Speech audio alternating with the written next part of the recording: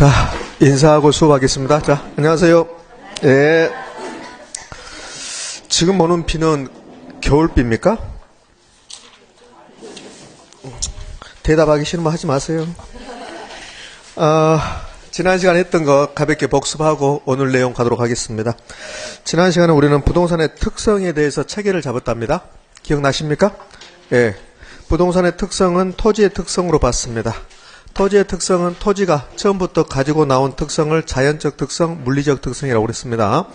인간이 토지를 대상으로 어떤 행위를 해봤더니 이러한 특성도 있다. 그걸 우리는 인문적 특성이었습니다. 자연적 특성을 다른 말로 물리적 특성이라 하는데 원천적이고 고정적이고 불변적이다 그랬어요. 자연적 특성이 예외에 있다고 그랬습니까? 없다고 그랬습니다. 자연적 특성은 토지의 위치에 관한 특성으로서 부동성, 토지의 공급에 관한 특성으로서 부증성, 토지의 수명에 관한 특성으로서 영속성, 토지를 바꿔 쓸 수 있냐 없냐에 관한 특성으로서 개별성, 그 다음에 모든 토지는 붙어있다. 인접성, 연결성이었습니다. 인접성, 연결성은 별도로 공부할 필요 없고 부동성에서 파생돼 나왔습니다. 못 움직이기 때문에 해운대구 1번지 토지하고 2번지 토지는 붙어있을 수밖에 없다. 그걸 인접성, 연결성이라고 표현했습니다. 그 다음에 인문적 특성은 토지는 용도가 매우 다양하더라. 용도의 다양성. 그러면 용도가 매우 다양하면 언제든지 용도가 바뀔 수 있다. 용도 전환이 가능하다.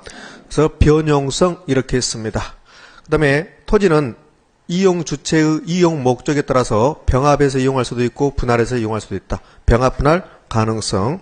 그 다음에 위치의 가변성, 기타 특성으로서 고가성 비싸다는 소리입니다. 그 다음에 매매 기간의 장기성 이런 걸 했었습니다. 그 다음에 부동성에서 몇 가지 해보면 부동성은 토지의 위치에 관한 특성으로서 토지 위치는 크게 두 가지였었습니다. 절대적 위치하고 상대적 위치. 절대적 위치에서 위치는 장소의 개념, 상대적 위치에서 위치는 장소의 개념이 아니라 쓸모, 유용성, 지위, 제가 이런 말을 했었습니다. 절대적 위치는 늘 고정되어 있습니다. 인간의 힘으로 이동시킬 수 없죠. 해운대구 1번지 토지는 언제나 그 자리에 있었습니다. 얘를 뭐라고 하냐면 부동성. 따라서 부동성은 토지의 절대적 위치가 고정되어 있다 이 말이에요. 그러나 주변의 이용 상황에 따라서 토지의 지위, 쓸모는 바뀐다. 그걸 상대적 위치가 변한다고 그랬습니다.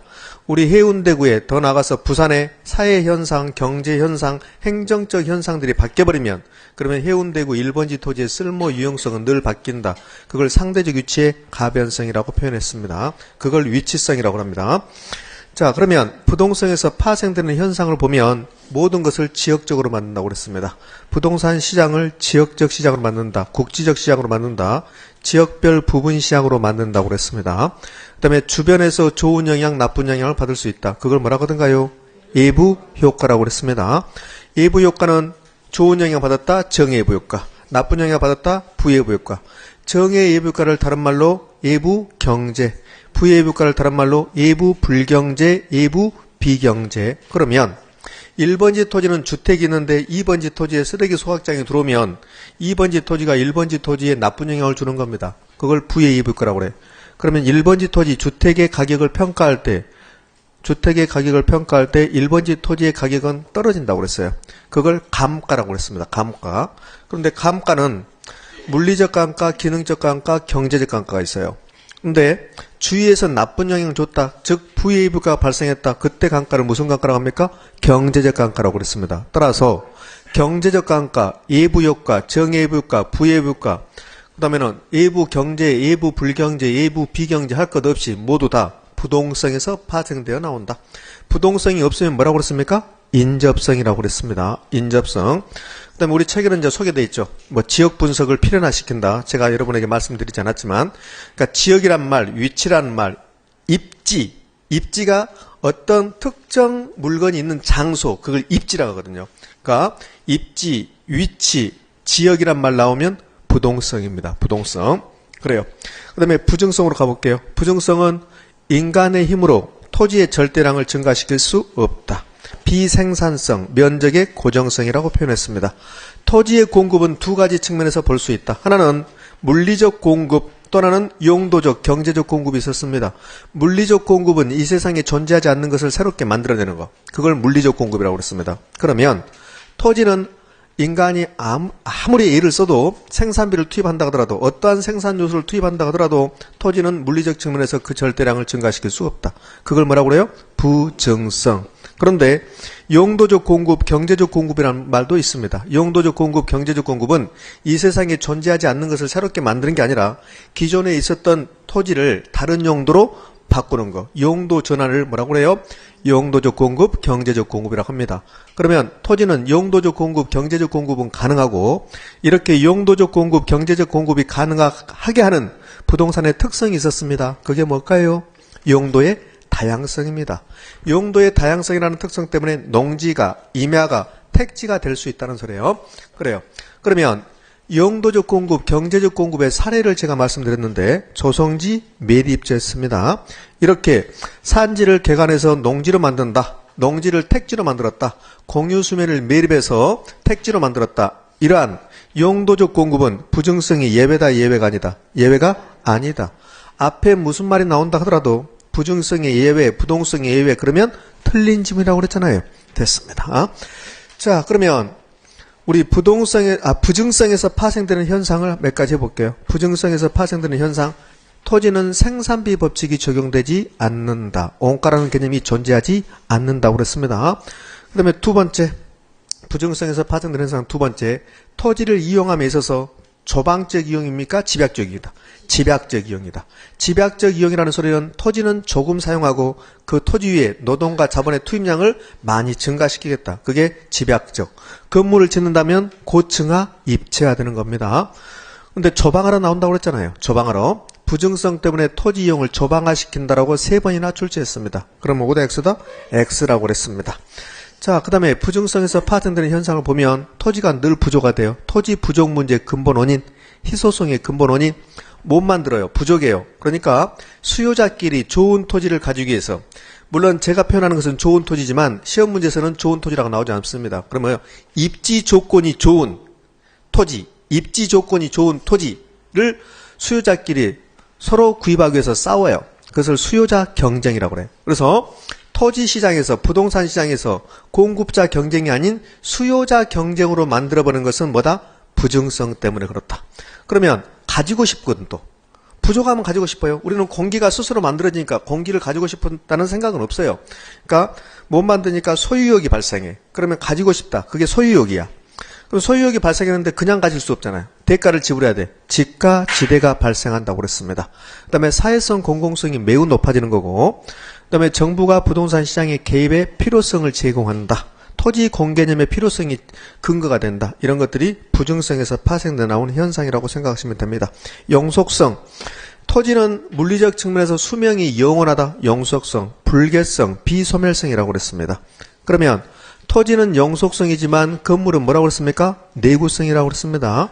그러면서 제가 재화를 단용재하고 내구재로 나눴습니다. 단용재는 한 번 사용으로서 수명이 끝나는 것, 내구재는 일정 기간 사용할 수 있는 것. 그러니까 주택은 내구재입니다. 주택은 내구재요.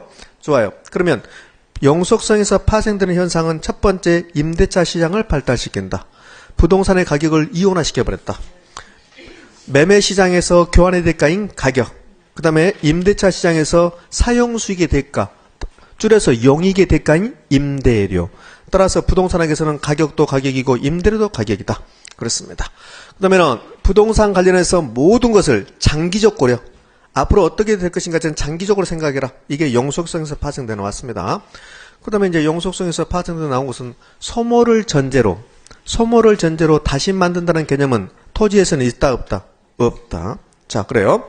그 다음에 뭐 관리의 필요성도 제기되고 그렇습니다. 그 다음에 이제 개별성으로 가볼게요. 개별성.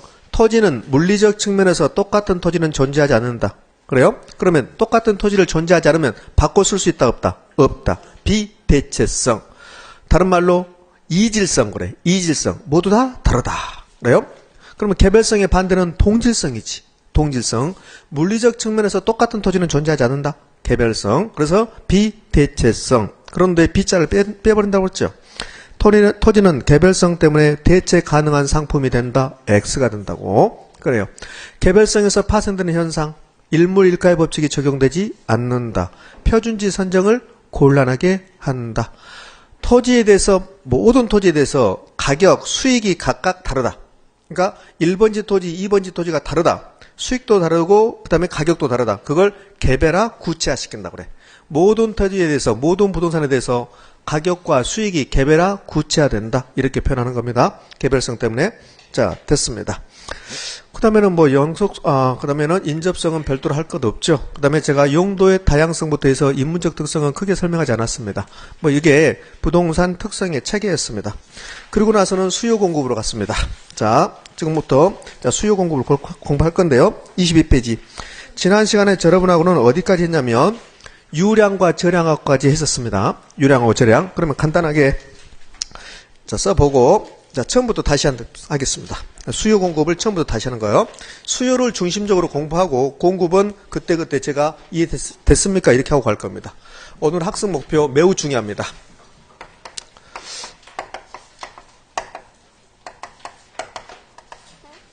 멍 때리기 없기 약속하셨습니까? 네, 멍 때리기 없기 다 보여?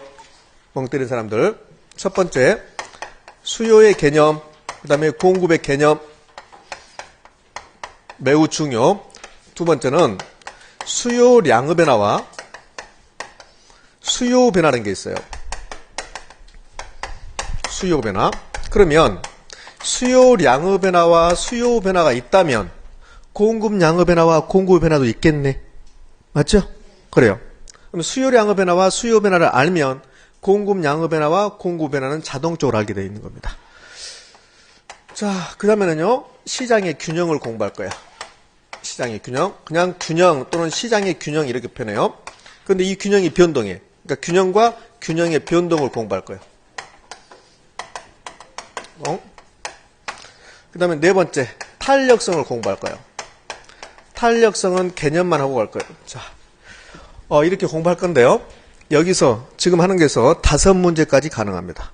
5문제까지. 그러니까 오늘 공부 내용이 5문제를 다 할지는 못하지만 5문제를 맞추기 위해서 개념을 깐다라고 생각하시면 돼요. 개념을 깐다. 자, 그러면 이제 우리는 수요로 갑시다. 수요. 그럼 여기가 지금 공급도 있는 겁니다. 자, 수요에서 첫 번째, 수요 관련된 몇 가지 개념을 배울 거야. 자, 수요가 뭐냐? 일정 기간 동안에 어떤 제한화 용역을 구입하고자 하는 욕구. 그게 수요였습니다. 그 다음에 수요량. 일정 기간 동안에 어떤 제한화 용역을 구입하고자 하는 수량. 수요량이었습니다. 그래서 지난 시간에는 이렇게 하고 이 수요의 개념을 좀 더 자세히 봤습니다. 첫 번째는 유량 개념이었던가요? 유량 개념이었습니다. 이걸 영어로 플로우다 그랬어요. 반대 개념은 뭐였던가? 예, 반대는 저량이었습니다. 저량. 영어로는 스탁이다 이렇게 표현해요. 그래서 수요는 일단 유량 개념입니다. 두 번째, 수요는 공급은 사전적 개념이라고 그랬습니다. 수요 샀습니까? 안 샀습니까? 안 샀죠. 의도된 개념, 사전적 개념, 계획된 개념이었습니다. 반대는 사후적 개념이에요. 사후적. 사후적은 실현된, 이미 사버린 거 그랬습니다. 수요는 사전적 개념이다, 사후적 개념이다. 사전적 개념이었습니다. 여기서 이제 수요량하고 연결시켜봐요. 수요량은 사전적 개념입니까? 사후적 개념입니까? 사전적 개념이요. 내가 10개를 사고 싶다? 그 10개가 수요량이에요. 근데 실제 구입량이 사후적 개념이야. 10개를 사고 싶은데 10개를 살 수도 있고 20개를 살 수도 있고 5개를 살 수 있어요. 그러면 수요량과 실제 구입량은 반드시 일치하는 것은 아니다. 되셨습니까? 예, 그래요. 그 다음에 수요는 반드시 뭘 의미했습니까? 반드시 유효 수요를 의미했습니다. 그러면 유효 수요의 개념, 요소의 개념 두 가지 요소를 다 갖췄을 때 유효 수요입니다. 살, 의사, 욕망이 있어야 돼요. 그 다음에는 뭐 가지고? 돈 가지고. 그것을 지불 능력. 지불 능력을 다른 말로 말씀해 주시기 바랍니다. 구매력. 또 다른 말로요. 경제적 능력. 그렇습니다. 이 두 가지를 갖춘 것만 유효 수요라고 하고 그것만을 뭐라고 한다? 수요라고 표현한다. 그런데 살 의사는 있지만 지불 능력은 없다. 얘는 뭐라고 그랬습니까? 예비적 수요. 살 의사는 있지만 지불 능력은 없다. 예비적 수요. 예비적 수요는 수요도 아니다. 아니다. 예비적 수요는 수요가 아니고 수요는 반드시 유효 수요만을 의미한다. 그러면 이제 공급을 하고 봅시다. 공급. 공급 개념. 일정 기간 동안에 어떤 재화나 용역을 팔고자 하는 욕구. 팔고자 하는 욕구. 팔았다 안 팔았다? 안 팔았다. 공급량. 일정 기간 동안에 팔고자 하는 수량. 현대자동차가 한 달 동안에 에코스 승용차를 10만 대를 팔고 싶었다. 팔고 싶다. 공급. 10만 대는 공급량. 팔았다 안 팔았다? 안 팔았다. 자, 그러면 공급을 좀 더 자세히 보면 공급 일정 기간의 개념입니까? 유량 개념. 그다음에 공급 팔았다 안 팔았다? 안 팔았다. 사전적 개념. 팔아버린 것은 사후적 개념.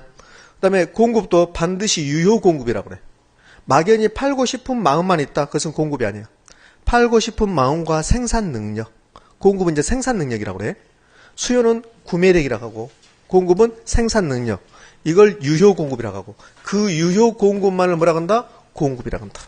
그러니까 공급은 별도로 공부할 필요 없어요. 수요만 공부해 주시면 그래요. 그런데 이제 지금 여러분하고 공부하는 것은 그냥 수요입니다. 경제학에서 말하는 수요예요. 그러니까 부동산으로 오면 수요의 개념이 유량과 저량 모두 나타나요. 다시요. 경제학에서 말하는 일반 재화의 수요는 유량 개념입니다. 그런데 부동산으로 오면 부동산 수요 공급은 유량 개념의 수요 공급과 저량 개념의 수요 공급이 모두 나타나요. 자, 우리 이렇게 해볼래요? 저량을 뭐라고 했냐면 일정 시점이라고 그랬어요. 저량을 일정 시점. 그러면 우리 부동산 공급을 해볼게요. 우리 부산에 2014년 1년 동안 부산에서 1년 동안 주택을 10만 원을 새롭게 공급했습니다. 주택을 10만 호 새롭게 공급했다. 그때 공급은 유량입니까? 저량입니까? 유량이죠. 1년 동안 공급했으니까. 1년 동안. 되셨습니까? 그러면 부동산 공급은 유량 개념의 공급이 있다는 소리입니다. 그런데요. 우리 부산에 지금 주택이 100만 호가 이미 존재하고 있어요. 지금 존재하고 있어요. 지금. 그럼 지금 존재하고 있는 것은 유량입니까? 저량입니까? 저량이잖아요. 따라서 부동산은 수요 공급 모두 다 유량 개념의 수요와 저량 개념의 수요, 공급도 유량 개념의 수요와 저량 개념의 수요, 공급도 유량 개념의 공급과 저량 개념의 공급이 나타난다. 다시 일반 재화의 수요는 일반 재화의 공급은 유량 개념이에요. 일정 기간의 개념이에요. 그런데 부동산으로 오면 부동산은 수요 공급 모두 다 유량, 저량이 모두 다 나타나요. 그러면 여기 수요의 개념 노랗게 쓴 게 세 가지 나오는데요. 이게 수요인데 부동산 수요하고 일반 재화의 수요하고 다른 점은 1번이에요. 2번, 3번은 똑같아. 부동산이든 일반 재화든 2번, 3번은 똑같은데 1번에서 차이가 나. 일반 재화는 무슨 개념만? 유량 개념만. 부동산은 수요 공급 모두 다 유량과 저량이 모두 다 나타난다. 되셨습니까? 그래요. 그러면 여러분들이 출제자라고 한번 생각해 봐요. 여러분이 출제자라고 하면 여기서 시험 문제를 내고 싶어요. 그러면 1번을 내겠습니까? 2번, 3번. 1번을 당연히 내야지. 1번이 일반 재화하고 부동산하고 다르기 때문에. 그래서 1번 유량과 저량을 구별하는 문제가 8년 동안 한 번도 쉬지 않고 나왔다고 그랬습니다. 이유가 거기 있는 거예요. 자, 그럼 이제 유량 개념은 신규라는 말, 생산이라는 말, 거래라는 말, 변동이라는 말, 소득, 수입 이런 것들이 유량이었습니다. 반면에 저량은 뭐였던가요? 저량은 기존, 중고, 재고, 기초재고, 기말재고, 자산, 재산, 가격, 가치, 인구, 도시인구. 맞나요? 그래요. 저량이 변동하면 뭐가 됐습니까? 유량이었어요. 그러니까 인구라고 나오면 뭐가 되고? 저량이고, 인구 변동이라고 나오면 뭐가 되고? 유량이고, 가격이라는 말 나오면 저량이고, 가격 변동, 유량이요. 가치, 저량, 가치 변동, 유량. 되셨나요? 그래요. 그러면 가격 상승은 유량, 저량?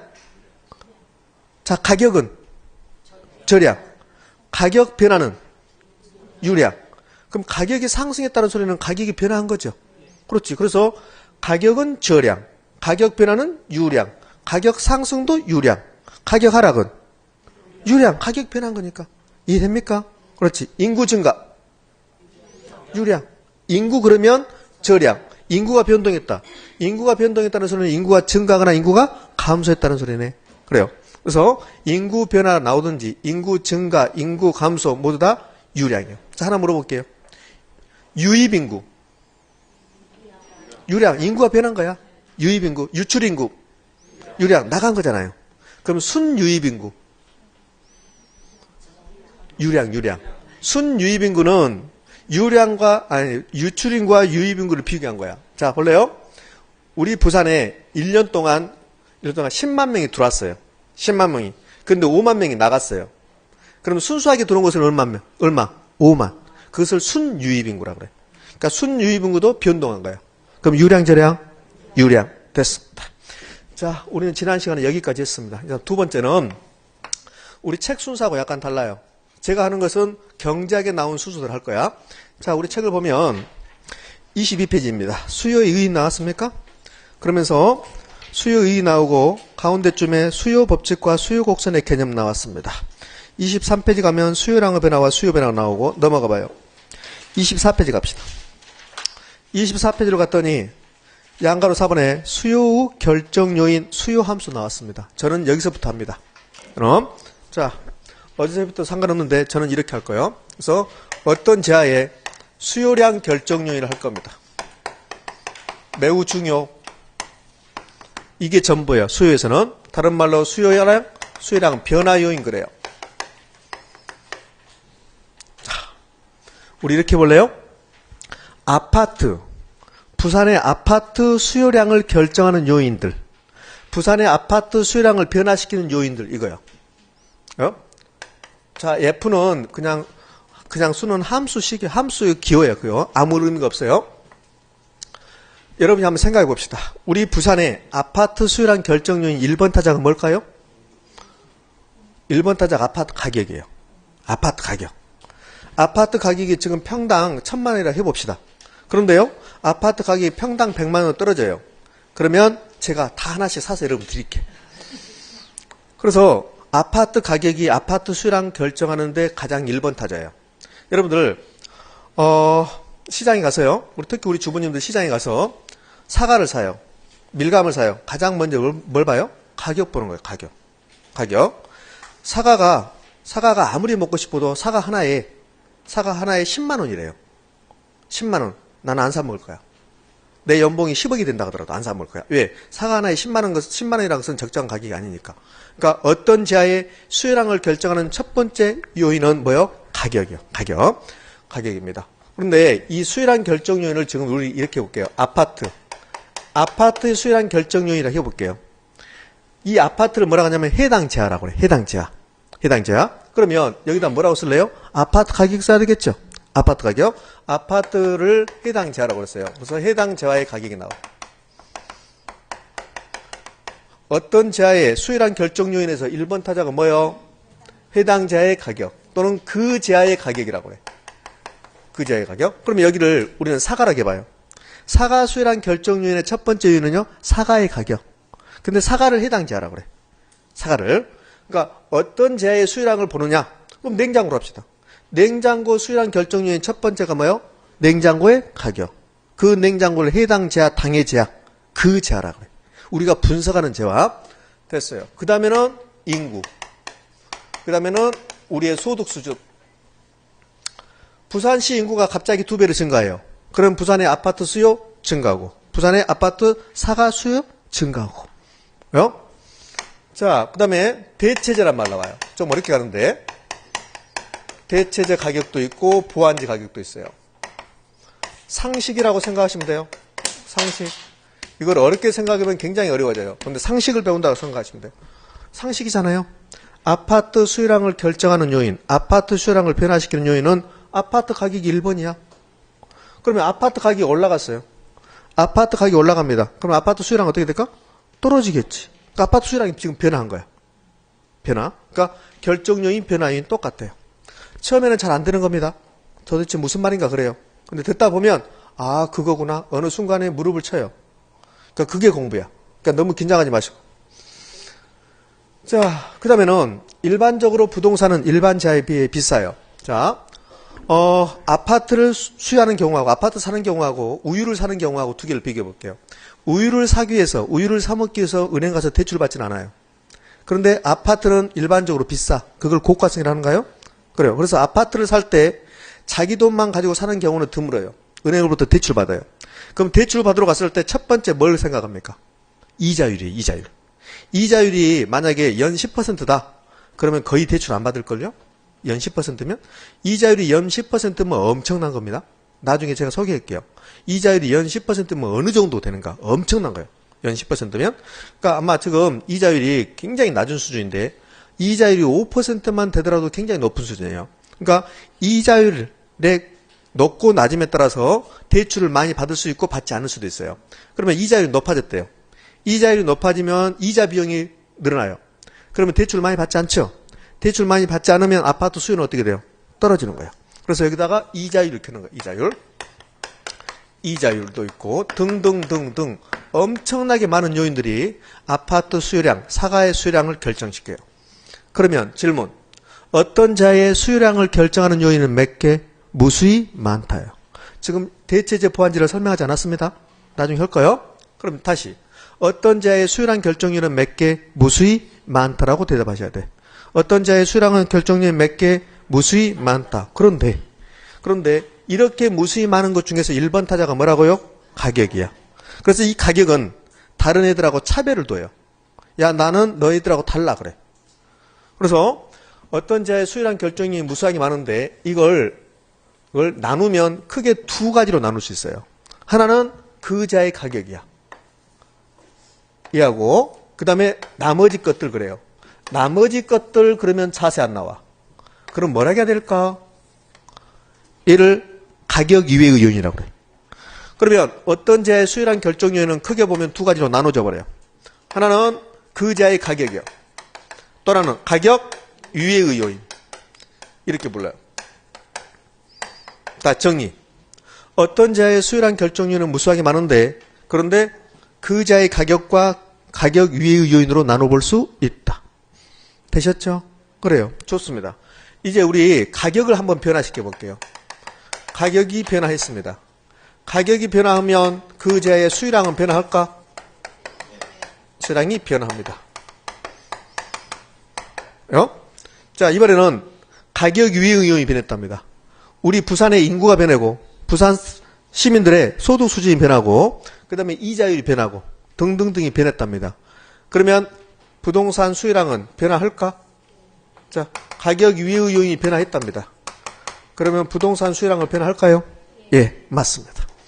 여기까지는 이미 우리가 그냥 알 수 있어요. 그런데 이 다음이 우리 시험 문제예요. 이 다음이. 가격이 변해서 수요량이 변화하면 경제학자들이 뭐라고 표현하냐면 얘를 수요량의 변화라고 그래요. 양의 변화라고 표현합니다. 학습 목표 지금 두 번째 하고 있는 겁니다. 학습 목표 두 번째 수요량의 변화와 수요 변화 지금 하고 있는 거예요. 자, 그 다음에 여기 보실래요? 가격 이외의 요인이 변했답니다. 그러면 수요량이 변화하죠. 이 경우는 경제학자들이 수요 변화라고 해요. 다시요. 어떤 자의 수요량 결정률은 몇 개? 무수히 많다. 그런데 가격과 가격 위의 요인으로 나눌 수 있다. 가격이 변해서 수요량이 변화하면 수요량의 변화라고 하고 가격 위의 요인이 변해서 수요량이 변화하면 무슨 변화라고? 수요 변화라고 하고. 그러면 인구가 변해서 수요량이 변화했답니다. 무슨 변화? 수요 변화. 가격이 변해서 수요량이 변화했다. 무슨 변화? 수요량의 변화. 소득이 변해서 수요량이 변화했다. 수요 변화. 되셨습니까? 그렇지. 그러면 수요량의 변화란 가격이 변화하여 수요량이 변하는 경우를 말한다. 5. 수요 변화란 가격 위의 요인이 변하여 수요량이 변하는 것을 수요 변화라고 한다. 맞나요? 예, 됐습니다. 학습 목표 두 번째. 됐습니다. 근데 이걸로 끝나면 좋을 텐데 여기서 또 많은 것이 파생되어 나옵니다. 많은 것들이. 다시 질문할게요. 가격이 변화했습니다. 그러면 변화는 몇 가지 있습니까? 변화는 몇 가지 있어요? 변화는요. 두 가지요. 두 가지가 변화입니다. 뭐가 변화인데? 변화의 반대는 불변이에요. 불변 일정 그래. 일정. 어제도 사과 가격은 하나에 1,000원. 오늘도 사과 가격 하나에 1,000원. 가격이 변화했습니까? 안 했습니까? 안 했죠. 그것을 불변. 야, 가격이 어제하고 오늘하고 일정하다, 똑같다 이렇게 변해요. 그러니까 변화의 반대가 불변, 일정이야. 근데 변화는 뭔데? 변화는 두 가지지. 두 가지의 변화야. 가격이 상승하고 가격이 하락했다. 그럼 가격이 변한 거야. 수요량이 증가했다, 감소했다. 수요량이 변한 거야. 그러니까 변화는 상승도 변하고 하락도 변화야. 가격으로 변하면 상승, 하락. 수량으로 변하면 증가, 감소.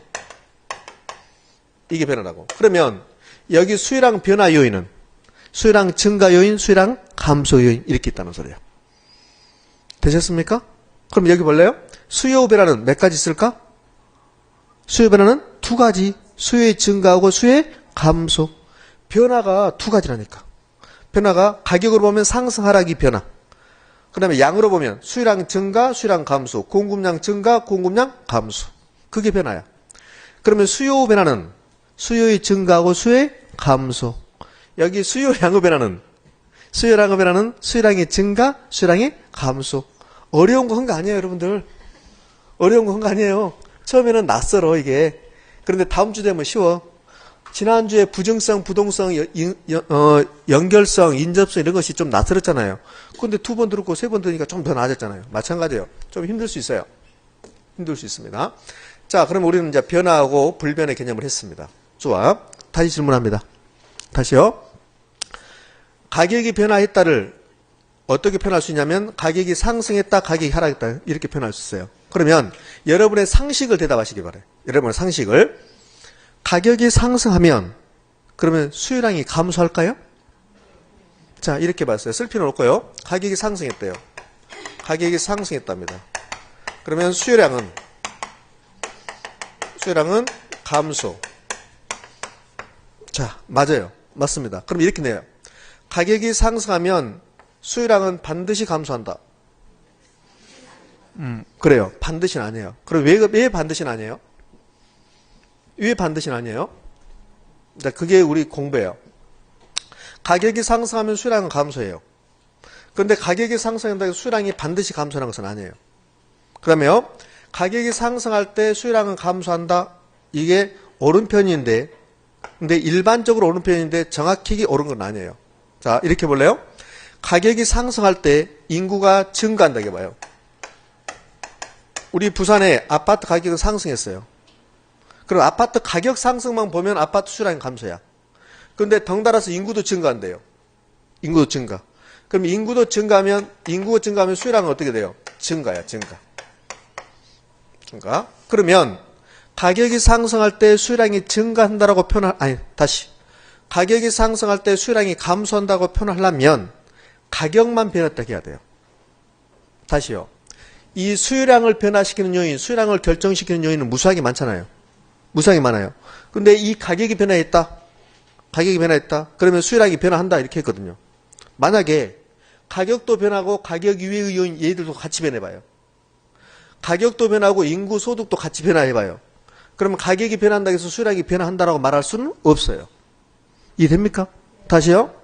가격이 상승해서 수요량이 감소했어요. 원래 수요량이 1000개였습니다. 가격이 상승해서 수요량이 감소할 때 100개가 감소했어요. 인구가 증가해서 수요량이 100개가 증가해요. 그러면 수요량은 몇 개요? 그대로 1000개야. 되셨습니까? 그래요. 그러면 지금 제가 하는 말은 여기 가격이 변하면 수요량이 변화한다. 이게 옳은 말이에요. 근데 앞에가 전제 조건이 있어야 돼요. 무슨 전제 조건이냐면 가격 이외의 요인들은 그대로 있고 이 소리야. 되셨나요? 여기 가격 상승할 때 인구도 증가해버리면 수요량이 불변이 되잖아요. 그러니까 여기 가격이 변화했다. 이 앞에는 뭐가 생략되어 있고 가격 이외의 요인은 그대로 있고 단지 가격만 변했다면 그러면 수요량은 변한다 이렇게 해야 돼요. 되셨나요? 그래요. 그럼 같은 논리로 여기 가격 이외의 요인이 변했답니다. 인구가 변화했어요. 그러면 수요량이 변한다고 말하면 안 돼요. 그럼 앞에 뭐가 생략되니까? 가격은 그대로 있고 되셨습니까? 그렇지. 다시요. 가격이 변하면 수요량이 변화한다. 맞아요. 근데 앞에 생략된 말이 있단 말이에요. 생략된 말. 가격 이외의 요인은 그대로 있고 가격만 변화했습니다. 이 소리예요. 그 밑에는 가격은 그대로 있고 가격 이외의 요인만 변화했습니다. 이 소리예요. 되셨나요? 그래야만이 수요량이 변한다. 이렇게 해야 돼요. 그래서 경제학 책을 읽다 보면 이렇게 나와요. 어떻게 나오냐면 가격이 변화하면 수요량이 변한다. 이렇게 나오지 않고 가격 이외의 요인은 일정하다고 할 때 가격이 변하면 수요량이 변한다. 이렇게 나와요. 그 다음에 가격 이외의 요인이 변했다. 앞에 생략된 말이 뭐가 있어요? 가격은 그대로 있는데 가격 이외의 요인이 변하면 수요량이 변한다. 이렇게 해요. 그리고 나서 경제학 책에서는 앞으로는 이거 생략하겠다 그래요. 생략하겠다. 즉 가격이 변화했다. 앞에 뭐가 생략되어 있어요? 가격 이외의 요인은 다른 요인은 일정하다. 이렇게 해야 돼요. 근데 경제학 책에서는 앞으로는 이런 말 다 생략하겠다 그래요. 그러니까 정확한 의미는 여러분하고 저하고 가격이 변하면 수량이 변한다. 이제 약속했지. 가격 이외에는 그대로 있고. 되셨습니까? 만약에 우리 시험 문제에 가격이 상승할 때 수량이 감소한다라고만 나와요. 그러면 그것은 이의신청 대상이에요. 왜? 가격이 상승할 때 수량이 감소한다? 그러면 여기 가격 이외의 요인도 변했다고 생각을 해봐요. 가격 이외의 요인도 변화했다. 그런데 가격이 상승할 때 수량이 감소한다고 말할 수 없죠. 가격 이외의 요인이 동시에 변해버리면 가격이 상승할 때 수량이 오히려 증가할 수도 있으니까. 그래서 시험 문제는 반드시 그렇게 줘요. 가로 열고 다른 조건이 모두 다 일정하다고 할 때 그렇게 주는 거야. 그럼 다른 조건이 일정하다고 할 때 이 말을 안 주면 그 시험 문제는 틀린 시험 문제가 되는 거라고. 지금 이해되셨습니까? 그래서 우리 부동산의 결론은 거의 시험 문제가 가로 열고 다른 조건은 모두 다 일정하다고 할 때 이렇게 시험 문제를 주는 거야. 이것 때문에. 자, 됐습니다. 자, 이제 여기서 몇 가지 질문하고 갈 건데요. 저를 슬프게 하지 마세요. 제발 좀. 답을 다 알려드리겠습니다. 제 입에서 어떤 것을 말하든 간에 여러분들은 수요량이 변화한다고 말해야 돼. 되셨나요? 그러니까 인구가 변하든 소득이 변하든 대체재 보완재 가격이 변하든 이자율이 변하든 가격이 변하든 수요량이 변화합니다라고 대답해야 돼요. 이렇게 알려줬는데도 수요량이 또 변하지 않는다고 그래. 그럼 안 되는 거야? 자, 질문합니다. 인구가 변하면 수요량이 변합니까? 맞나요? 예, 무조건 맞다고 그래. 그렇지? 인구가 변하면 수요량이 변화해요. 그럼 인구가 변화했다. 그러면 가격 위에 변한 거죠? 그래요? 이번에는 가격이 변했습니다. 가격이 변하면 수요량이 변합니까? 네, 맞잖아요. 자, 이제 됐습니다. 그래요? 소득이 변하면 수요량이 변한다? 예, 맞아요. 맞습니다. 소득, 가격 위의 요인이니까. 자, 질문. 대체재 보완재 가격 변화는 수요 변화이다. 맞죠? 수요 변화지. 수요 변화요. 이자율이 변화하면 이자율의 변화는 수요량을 변화시킨다. 맞다니까. 제가 그랬잖아요. 무조건 수요량이 변화한다고 그랬잖아요. 봐. 이렇게 하기로 해놓고 그렇게 안 하냐고. 이래놓고. 다시요. 다시. 이자율의 변화는 수요량을 변화시킨다. 맞아요. 수요량을 변화시켜요. 제가 이걸 물어본 게 아니야, 지금. 이건 그냥 여기까지 물어본 거라고. 여기까지. 가격이 변하면 수요량이 변화한다. 오. 가격의 변화는 수요량의 변화다. 예. 소득의 변화는 수요 변화다. 예. 이자율의 변화하면 수요량이 변화한다. 예. 인구의 변화는 수요량을 변화시킨다. 예, 맞잖아요. 지금 여기까지 물어보는가를 잘 기억하셔야 돼요. 수요량이 변화한다. 수요량을 변화시킨다. 그럼 여기까지라고.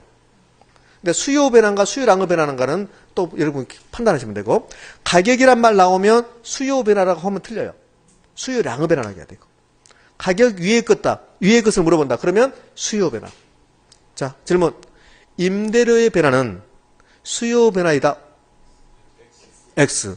임대료와 가격하고 똑같은 말이잖아요. 그럼 임대료 변화는 수요 변화가 아니라 수요량의 변화다. 이렇게 해야 돼. 되셨습니까? 자, 그럼 역으로 질문. 수요량의 변화 요인은 뭔만? 가격만. 오로지 가격만. 수요 변화 요인은 가격 말고 나머지 것. 되셨습니까? 가격 위의 요인. 되셨나요? 그렇지. 아사모사합니다, 지금. 아사모사하지. 그 말 같고. 그러면 자, 잠깐만요. 그러면 우리 공급량 결정 요인, 공급량 변화 요인도 있을 거예요. 공급량 결정 요인, 공급량 변화 요인도 있어요. 수요 공급은 똑같으니까 패턴이. 그러면 한번 생각해 볼게요. 합리적으로 여러분들이 아파트를 생산해내는 건설업자예요. 사과를 생산해내는 농부예요. 그러면 아파트 공급량, 사과 공급량 결정할 때 가장 먼저 뭘 보고 결정해요? 가격. 사과 가격이 엄청나게 높다. 그러면 사과 저장했던 것을 막 공급하는 거야. 공급? 아파트 가격이 엄청나게 올라간다. 그럼 아파트 건설업자들은 계속 공급할 거야. 그러면 어떤 자의 공급량 결정 요인에서 첫 번째 해당자의 가격이야. 수요든 공급이든 수요량 결정 요인, 수요량 변화 요인, 공급량 결정 요인, 공급량 변화 요인 첫 번째 1번 타자가 그 자의 가격. 가격. 그 다음에 공급량 결정 요인에는 인구, 소득 이런 건 없어요. 이런 거 없고 생산 기술, 생산 요소의 가격 이렇게 나오는 거야. 되셨나요? 그렇지? 그러니까 패턴이 똑같다는 것만 기억하시면 돼요. 여기서는 패턴이 똑같다. 그러면 공급량 결정 요인도 무수하게 많아. 무수하게 많은데 공급량 결정 요인도 크게 보면 두 가지로 나누어진다. 하나는 가격, 하나는 가격 이외의 요인. 그러면 가격이 변화했습니다. 다른 조건 모두 다 일정할 때, 가격 이외의 요인은 일정할 때 가격이 변했습니다. 그러면 공급량이 변화하겠네.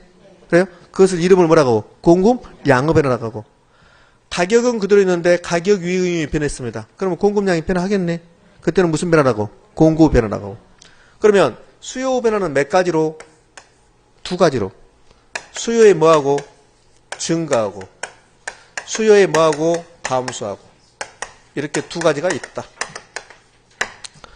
그러면 수요 변화 요인은 수요의 증가 요인과 수요의 감소 요인이 있다. 이렇게 되는 거야. 되셨습니까? 예. 네. 그러네. 자, 우리는 이제 수요랑 결정 요인을 했는데요. 그러면 수요 공급은 이게 전부예요. 앞으로 수요에 대해서 여러 가지 말을 제가 할 건데 실은 여기서 다 하고 있는 거예요. 여기서. 자, 그럼 지금부터 이 수요량과 가격의 관계를 봐요. 수요량과 가격의 관계. 이 수요량을 결정하는 요인은 무수하게 많은데 너희들 가격 위의 요인 너희들 그대로 있어라.